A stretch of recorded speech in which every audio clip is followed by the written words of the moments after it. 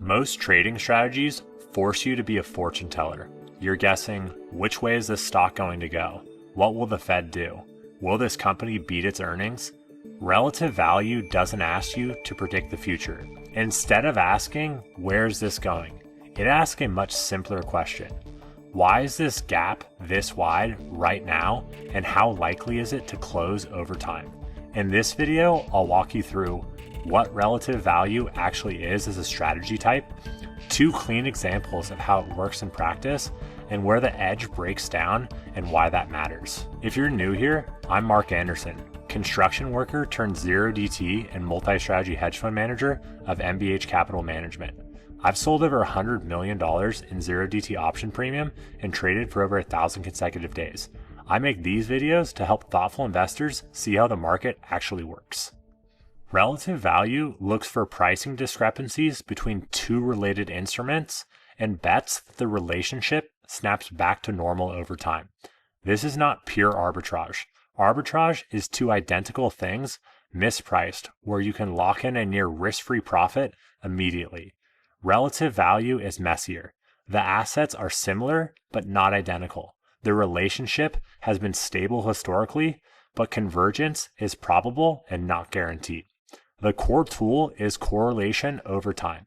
If instrument A and instrument B have historically moved together at about a 70% ratio, and today that ratio is sitting at 40%, that gap is the signal. You're not saying A goes up or B goes down. You're saying this relationship is off and I expect it to revert.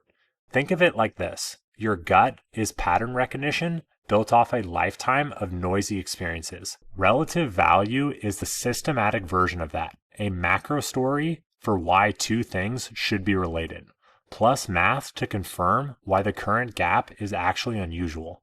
Let's walk through an example. Gold and silver are both precious metals.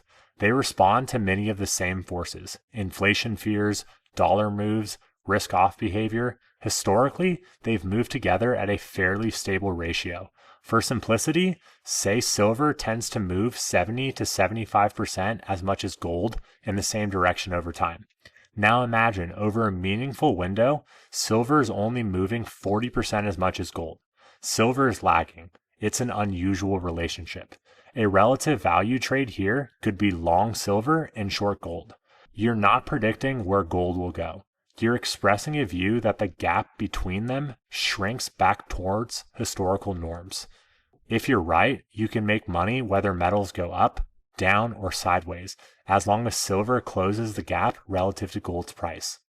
The power comes from stripping out the big chunk of that directional market call. The bet is on the spread, not the headline move. The risk is that the historical relationship can break, the regime shift, structural changes, liquidity shocks. They can keep the gap wide longer than you can stay in the trade. That's why position sizing, margin, and stop discipline are non-negotiables with this style of trading.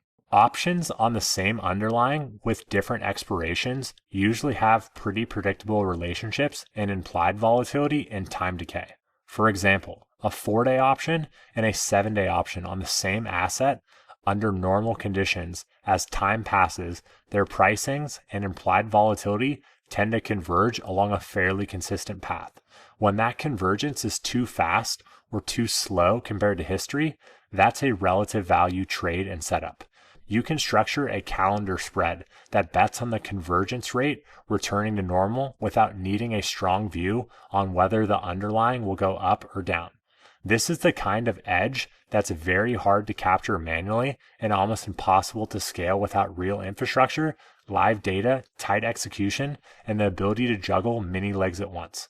A retail trader can absolutely put on a single calendar trade, running a systematic relative value program across dozens of underlyings around earnings or Fed meetings. Now the part most people skip, the limits. The edge in relative value is real, but it lives and dies on 3 things. Data quality and relationships are real, not random. Curve fitting is the classic failure mode. You find a pretty backtest, build a strategy, then watch it disintegrate live because the relationship was never robust. More data, longer lookbacks, and testing across different regimes really help. They don't make it bulletproof. Crowding. Relative value is not some secret YouTube hack. Large quant firms run versions of this across every liquid market. In obvious pairs, mispricings often get corrected fast by players with cheaper capital and better tech. Smaller operators usually find more edges in less trafficked relationships where big funds don't. Capital efficiency and margin. You're often long one thing and short another at the same time. That ties up margin and capital in non-obvious ways. Headline returns can look great and real. Risk-adjusted returns after financing, borrow costs, and slippage can be much thinner. So, relative value is about betting on relationships, not raw direction. You're looking for historically correlated instruments where today's pricing gap is meaningfully off from normal, and you're betting that that gap is going to close. Gold versus silver is a clean macro example. Calendar spreads on the same underlying with different durations shows how it plays out in options over time. Your job is to define what normal looks like, then flag meaningful deviations. This sophistication is why the relationship should exist. When the deviation is big enough to act on, and you know how to risk management when the market refuses to snap back on schedule, the edge is there. But the only thing that you need to respect is the limits. Do not curve fit, know that there's crowding, and the operational reality of running long-short books with real capital. If you found this video helpful of how to implement relative value strategies to profit in different market environments, you may be interested in investing in our 0DT or multi-strategy fund where we apply this.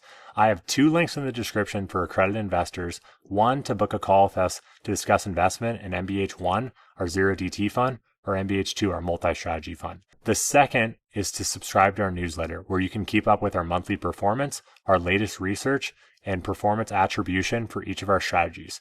You can subscribe below to our YouTube channel, and I'll see you guys on the next one.